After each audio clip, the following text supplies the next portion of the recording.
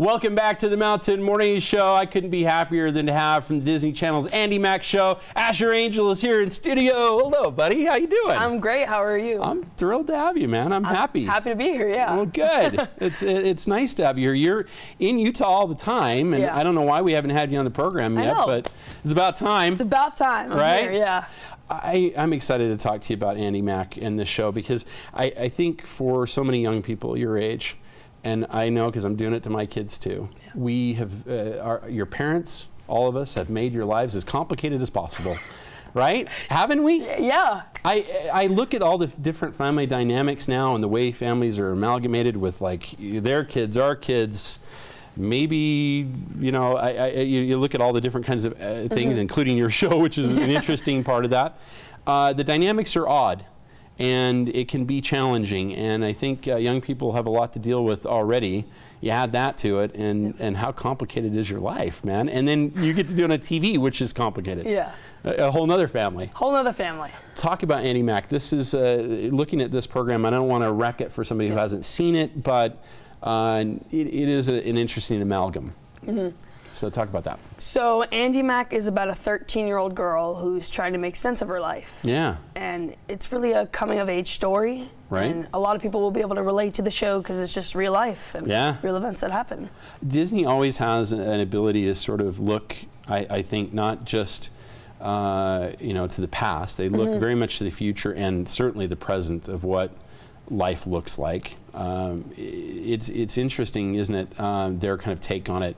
Do you sort of feel like when you look at, you know, the fact you're on the channel, that you're part of you know, like the now and I'm kind of curious about your take on what you do.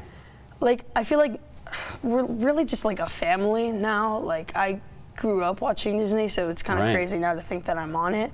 Yeah. But it's just, they're like my second family, and you know, the writers of the writer of the show, Terry Mitski, and then our executive producer, Michelle Manning, I could just tell them anything. You know, we're just so close, and it's just really cool to be close with, you know, the creator and the executive producer, and then the crew and the cast, which is just really cool. It filmed here in Utah, right? Talk about that, because that's kind of fun too. This is a great place to shoot almost anything, and Disney chose to do the show here. What's that like day to day, and where do you find yourself often with that? It's really cool, actually, because we're the first Disney show to shoot in Utah. Yeah. And I just remember shooting last season, and it was really cold. Yeah. And but I'm excited to be here. And of course, it's cold for you because you're from Phoenix. Exactly. We're heat. It's cold now. It's for cold you. now, exactly. You're used to. We were looking at that today. I think it's 103 or 105 in Phoenix. It's so hot there. 108. 108. You know. Yeah. And we're, you know, barely scratching 100. Yep. Do you miss Arizona? You miss your Diamondbacks? I do. Yeah? I do miss my Diamondbacks, definitely. I just miss being home. You know, my family lives there, and I don't really get to see them for a period of time, so, but I like to cherish the time that I have with them, and it's really awesome because they get to come up here very soon, so it's really cool to just watch their faces to see what it's like and how they like it. Yeah, you're showing them around. Yeah, just showing them around. Let me show you Utah. Yeah. How do you like Utah? Do you like it? Is this a place you could ever see yourself living? I do, yeah. I mean, minus the cold? Minus the cold, yeah. But that's because you're not skiing yet, right? No, I ski, yeah. Well, then what is wrong? I know, it's just, well, the thing, I think the thing is because they don't, like when we're filming, our clothes aren't that warm, so we have to have, I forgot what the word, I don't know what it's called, but. Yeah. But on your wardrobe, people aren't taking care of you, is what you're saying, right? I love them so much, but it's a little cold. Like we're wearing jeans, and like, you know, like a long sleeve shirt. Like now, yeah. Yeah, exactly. And we have thermals under us. Oh, okay, to try to stay warm. To try and stay warm, but. Are you pretending it's summer? I mean, why did they not just film? Can we just film in the summer? Can we just make this easier for you? I don't know, can't we? Talk about the season. You guys just, you know, it wasn't too long ago you wrapped filming, and of course the season just finished in June, right? So you had 12 episodes. 12 episodes, right? Yeah. Talk about that and when those were done and kind of what it felt like to sit back and watch it. It definitely comes out like way way better than it really is while you're doing it. Like, right. you can tell, like, oh, this is going to be good. Right. Then you see it on TV for the first time, and it's like, even better. Wow. Like, it's like, there's just some episodes that were just, they just blew me away. Like, if it's not scenes from me, then it's scenes from Peyton or Leland, which plays Bex, and Peyton plays Andy. But just the cast, you know, I don't know what I'd do without the cast and crew. The show definitely would not be the same. No, for sure. You guys, as you said, are a family, for sure. Now, Lizzie McGuire. Lizzie McGuire. Put this all, this is her idea. Talk about that for a moment, and because I'm sure she's been out to sort of check it out as you guys were putting it together. What did she think? So Terry Minsky created Lizzie McGuire, and it's just really cool just to think, you know, because everyone's seen Lizzie McGuire. Right. You know, Lizzie McGuire, you know, Hilary Duff. Right. Which is really, really cool. And when I first read the script, I immediately knew it was different than anything that Disney's ever put on television, which was... But they're not afraid to take some challenges, and that's what Terry did with this that's one, what she for did. sure. Exactly. Yeah. Talk about your point getting here. I want to kind of go back, because you've done a lot of stage acting. That's really... Is that kind of where you cut your teeth? It's definitely where I started, yeah. I just remember I did multiple shows around the Valley, and just show after show, and then my parents saw I was really serious about it. Yeah. And then they just took me out to LA, and then I did auditions, and I kept getting callbacks, and then finally I ran into, you know, some guest stars, and then I ran into Andy Mack, and I ended up getting it, and wow. which was just crazy. I couldn't even believe it. And we were actually on our way home in the Uber car. We were late for our flight. Right. And my dad calls us and says, Asher, it's okay if you miss your flight. You got Andy Mack, which was a moment that I will always remember. I'm sure, because as maybe a lot of people don't understand, when you go down to pilot season in California, it's audition after audition. Audition after audition. Right, and you don't hear anything back on an awful lot of those. It's true. What is that like? I want people to understand because I think the hardest thing in an actor, yes, it's fun to go on audition, right? Yeah. In general, you're acting, right? Those are fun moments. But after you walk out the door, talk about that from the point of you're hoping to hear something back and maybe do or don't. Yeah. So I usually, you know, every chance I get to go in the room and just audition, it's just so cool to be able to portray so many different characters, you know, and roles. But, you know, I'm just excited to get the opportunity to be able to go in front of new casting directors and, you know, try to wow them. Yeah. And when I come out, you know, I feel like I let it go. I let it go. If we hear back, we hear back, you know? Yeah. I can't just have it sit in my head. No, but you can't. Yeah, just move on. You don't hear something on almost all of them. It's like, oh, wait, did we hear it? Mom, did we hear it? It's like, no, it's fine. It's all good. And those callbacks, that's maybe the worst, I think, because now you know you're down to 3 people or so, typically.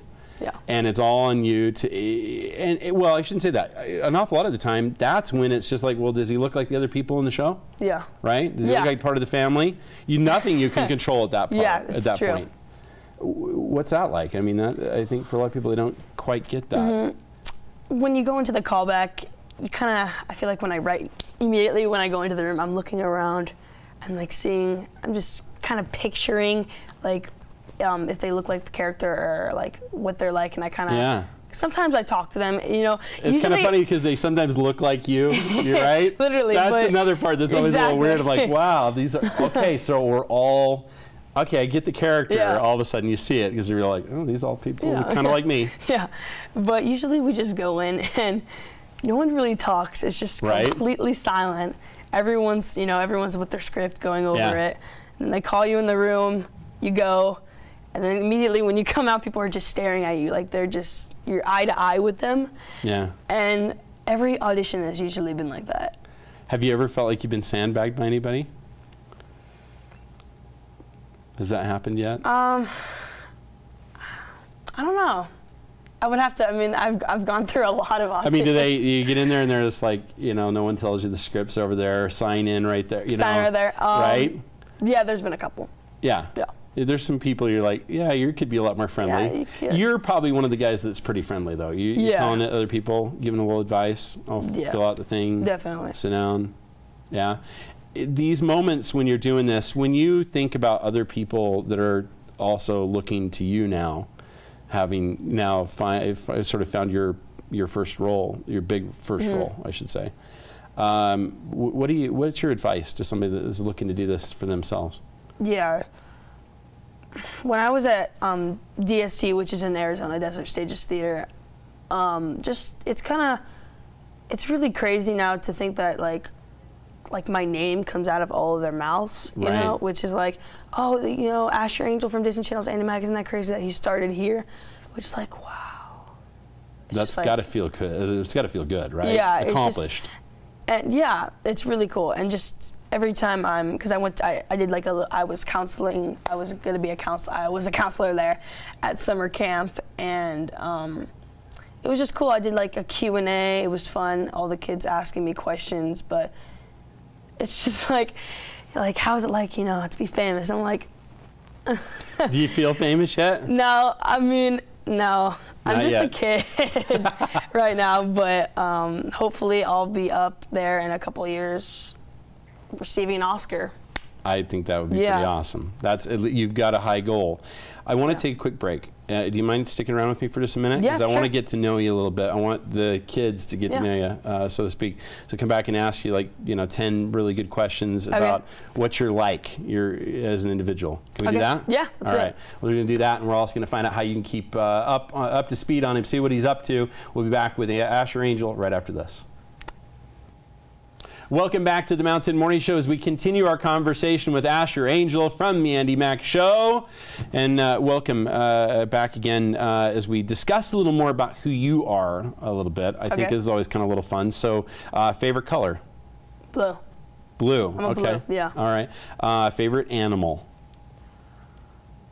I really love dogs. Dogs, We're a big dog family. I would say dogs and lions. I really like lions. And lions? Lions. Okay. What kind of dog do you like? We have 3 golden doodles. Golden doodles. Doodles, yeah. Okay. All right. So you miss the dogs? You I do miss the dogs. We'll see them in a couple days, so that'll be fun. All right. That's cool. Mac or PC? Mac. Mac. Okay. Let's see. Are you a wall hugger then with your iPhone? Would that be inaccurate? Yeah. Just like the rest of us? Is that okay? Yeah, it's very correct. All right. Favorite app? What is the app you use all the time? Wise? Yeah, sure. Okay. I would say Snapchat, Instagram, and Musical.ly. Okay. Okay. Favorite musician? Favorite band? I think my favorite artist right now would be Ed Sheeran. Yeah. Bruno Mars, Sam Smith, and Justin Bieber. Okay, nice. You like the Bieber? I like the Bieber. Okay. That's some good music. Yeah, and Sam Smith, that's maybe a generation ahead of you a little bit. That's true. That's okay. Yeah. That's good. Okay. Let's see. Favorite TV show you like to watch? You can't say your own. And I won't. It'd probably be Stranger Things. Okay. I really like Stranger Things. A good one. All right. Are you a binge watcher, or do you like to watch them on the regular timing? Regular timing. Yeah? Yeah. Yeah, traditionalist. Okay. Let's see. Favorite food? Mexican food. Mexican food. Yeah. Okay. Best friend's name? That's hard. Oh, no. That's hard. I would say like my castmates are like my best friends. Okay. That's a good choice. All right. We'll leave it at that. Yeah. All right. Finally, this. I wanted to ask you, what's most embarrassing thing or funniest story on set? It'd probably be a flashback to season 1. Okay.